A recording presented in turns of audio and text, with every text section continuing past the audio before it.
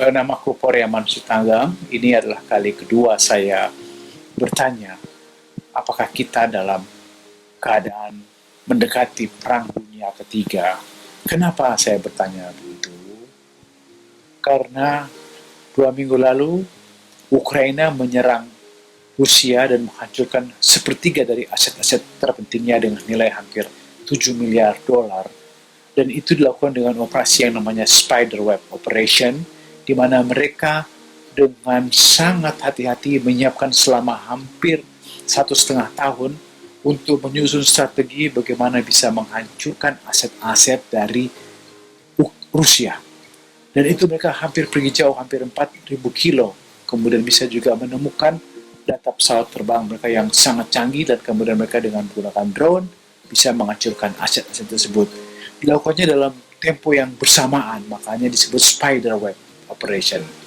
Nah, sehari lalu ini kita baru saja mendengar Israel menyerang Iran, dan yang ditargetkan adalah pusat-pusat nuklir dari Iran, termasuk juga menghancurkan, membunuh pemimpin-pemimpin Iran.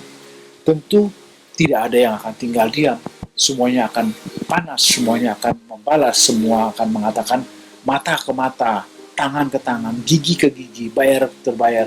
Jadi ini menjadi kekhawatiran saya. Ini adalah kali kedua saya bertanya, apakah kita benar-benar dalam keadaan genting dan kemungkinan kita akan mengalami perang dunia. Kalau ini terjadi, waduh, sangat marah, bahaya sekali. Kenapa? Tidak ada yang tempat yang aman lagi. Anda pergi ke Australia pun katanya konon asap radiasinya pun bisa sampai ke sana. Jadi ya, ini saya punya pertanyaan yang juga menjadi kekhawatiran saya. Kenapa kita harus menghancurkan bumi kita yang cuma satu ini?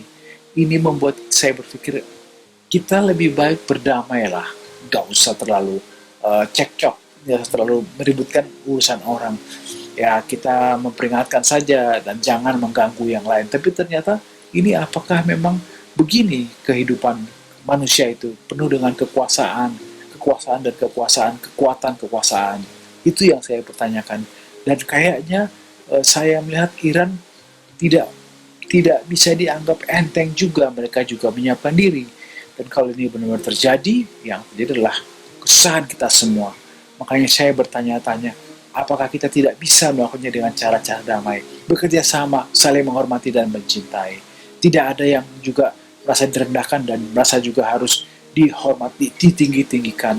Semuanya berjalan dengan sempurna, sederhana, dan penuh dengan kasih sayang. Ini pertanyaan saya. Oke?